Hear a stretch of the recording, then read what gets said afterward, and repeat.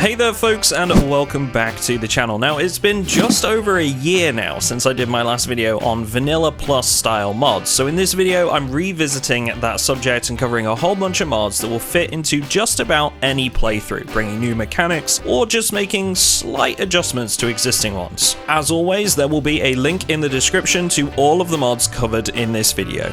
Oh, and yeah, if you didn't see already, we're launching a plushie with Makeship, the same guys that did the Project Zomboid Spiffo plushie, and we need 200 people to say they're going to buy it to make it happen. So yeah, link in the description for that too if you want to get some limited time merch. I've always wanted to get something out to you guys, and I hope that you're as excited as I am about it.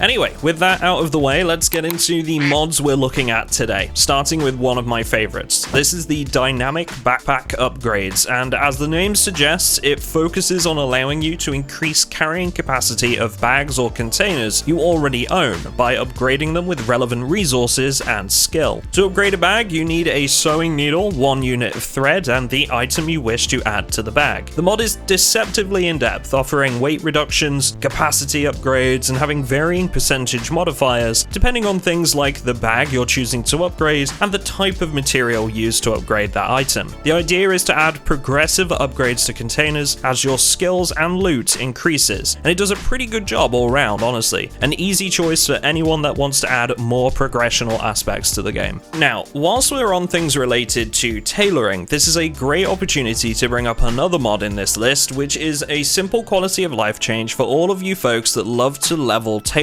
skill but also want to maintain your Project Zomboid gameplay. This is invisible clothing patches, and this mod allows you to quite simply hide the ugly patches that you'll be strapping to your clothing for an increase in protection values. It's nothing massive, but for people running a bunch of different clothing mods or that just appreciate their character looking cool, this is a great mod choice. Okay, next on my list I've got a bit of a double whammy of mods here that work in conjunction with one another. Now, I'm gonna bet that there's a fair few of you folks watching that have at least tried the safe house strategy of basing out of a top floor apartment and removing the stairs, using sheet ropes to access the safe house and leaving zombies unable to get to you. With sheet ropes though comes associated risk, and one of those risks is that for some reason, when you're on the sheet rope you can't change direction, which can sometimes lead to instances like this one. If on the other hand you want to avoid being a fast food delivery for the waiting hands of the undead, the mod Rope Climbing and Jumping allows you to quite simply change direction on a rope that you're currently climbing on, and should you wish, jump from the rope. You can pair this with another mod called Climb Down the Rope, which rather simply adds an animation for climbing down ropes rather than using the same animation for climbing up them. It's nothing too complex with these two mods, but a feature that I think a lot of people would appreciate in the vanilla game as standard. Next up, I've got one for all you folks out there that treat your vehicles in Project Zomboid better than your real-life children. This is the standardized vehicle upgrades mod, and whilst it's definitely right up there as one of the mods that can change existing mechanics the most on this list, I think vehicles are something that Project Zomboid could really explore in a bit more depth, and to me, this mod is a great example of how that might be possible. The Avid mechanic can use pipes, bars, or other metal materials to create incredibly useful vehicle modifications like tire chains to preserve the durability for longer, door armor to increase their strength against attacking zombies, and roof racks for more loot carrying space. Each of these upgrades do come at a meaningful resource cost and will take some time to learn the required skill levels, but it can be an incredibly useful mod for anyone that finds themselves playing the mechanic of their group. As a final note, this mod works with the popular vehicle mod Filibuster Rhymes Use Cars. Alright, so let's talk about the moodles of Project Zomboid for a moment, and if you're not familiar, those are the little icons at the top right of your screen that show various information about your character's current mood, stress levels, and other statuses that they might obtain in the process of surviving the apocalypse. The mod Plain Moodles offers a minimalistic alternative take on how Project Zomboid displays these moodles, with a clear indication of the level that the current state is sitting at. This includes hunger, thirst, anxiety, and all the other things you'll be familiar with. Once again, it's nothing massive, but it's pleasant to look at and easier to read at a glance than the vanilla version. Now, the next few mods on my list today are going to be focused around character actions, stuff that your character can do to achieve a pretty quick and simple purpose. Starting off with the mod Warm Up. This is a really simple mod, but if you've ever played cryogenic winter setups before, or you've just made it through to winter on a standard playthrough, there's gonna be periods where it's pretty chilly outside. All this mod allows your character to do is warm themselves up by rubbing their hands together and blowing hot air into their hands. Pretty similar to what we would do in real life for a small gain in body heat. Next up is the Hide mod, which does exactly what the name suggests. It'll give you the ability to hide under beds, in closets, or anywhere else that makes sense to avoid the rotten clutches of the undead. I'd honestly love to see a feature similar to this in vanilla for situations where you find yourself cornered, and I feel like this mod delivers that in an appropriate fashion by ensuring that hiding takes time to complete, meaning that you'll have to think quickly and maybe get lucky. Your vision will also be completely shut off when hiding, meaning you'll need to rely on your other senses and a healthy dose of patience to make sure you don't get eaten alive. Last in this section, we've got the Jump mod, which, as you'd expect, gives your character the ability to jump short gaps by pressing one key. It's well animated, and as with the other mods in this section, seems like something that would be right at home in the vanilla version of the game.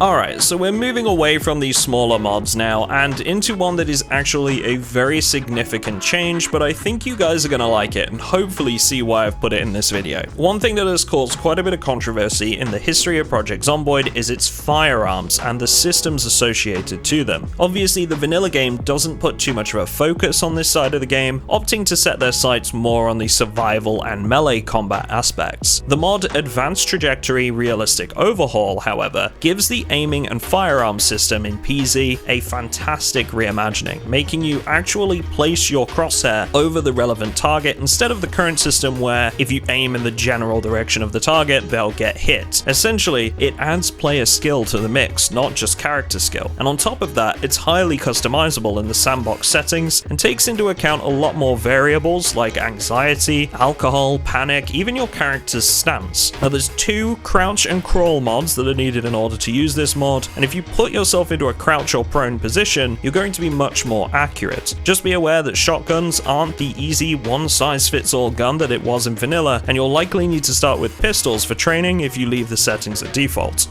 Now, have you ever gone up a flight of stairs in Project Zomboid into an immediately awful situation that makes you wish you hadn't entered the building at all? Well, with the Stairs Alert mod, your character will now speak out when ascending a flight of stairs to inform you of how many zombies, if any, they see on the next level. This will help to prevent embarrassing incidents that can ruin an entire playthrough just because you can't actually see what's in front of you, and for that reason, it's got a very firm place on this list.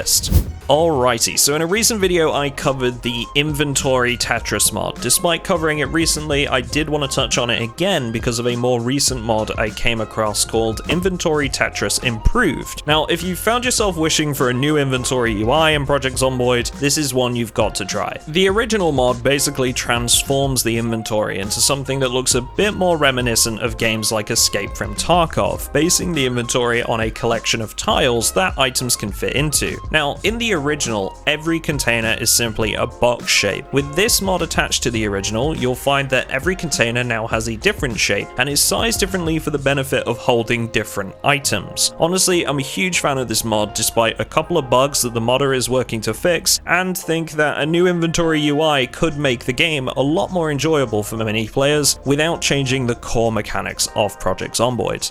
So this next mod is one for those of you that are looking for something to fill the gap between excursions when you're sitting around at your safe house with your friends. This is Lifestyle Hobbies, and it's an awesome choice for those that like to frequent roleplay servers or just have some fun with their friends. In this mod, you'll be able to dance, learn to play instruments, learn to DJ, meditate, and much more. This mod includes some new traits, skills, and activities with different individual mechanics. It's a bit of a wild card card when it comes to whether this can be considered as Vanilla Plus or not, but to be honest, it's not really affecting anything that's important to survival and is more just for enjoyment purposes. So for that reason, I wanted to cover it and showcase it for anyone that wants to give it a try. There's a lot of unique animation work that's gone into this one and just a lot of work in general really, so I definitely think it deserves some attention.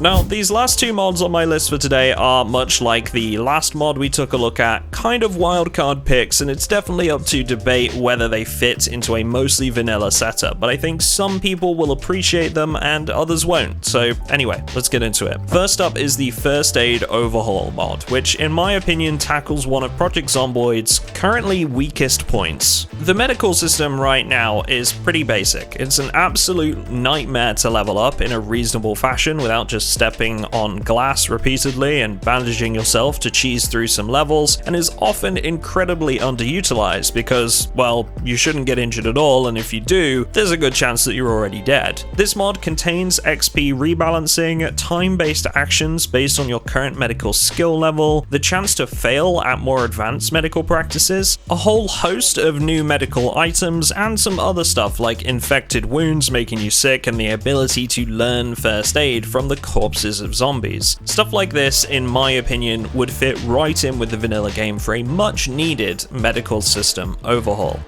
Alright, so last one for this video, and again, it's something not everyone will agree with, but this mod adds a little bit more progression to the farming experience, and some automation for those that like to spend more time on their safe houses. This is Irrigation Pipes for Farming and Water Supply B41. Quite a mouthful there, but essentially all this mod does is allows the player to build an irrigation system for their crops hooked up to a primary water supply. It's worth noting that you will have to manually water the seeds you sow at least once, but once you've done that, the irrigation system will remember this value and then automatically supply the crops with that set amount of water. With the player needing pipes to build these systems, it requires you to take some level of interest in metalworking too, and is generally what I think the game could use for long-term farming goals in the future, and for that reason, I think it fits nicely into any playthrough, although some might disagree.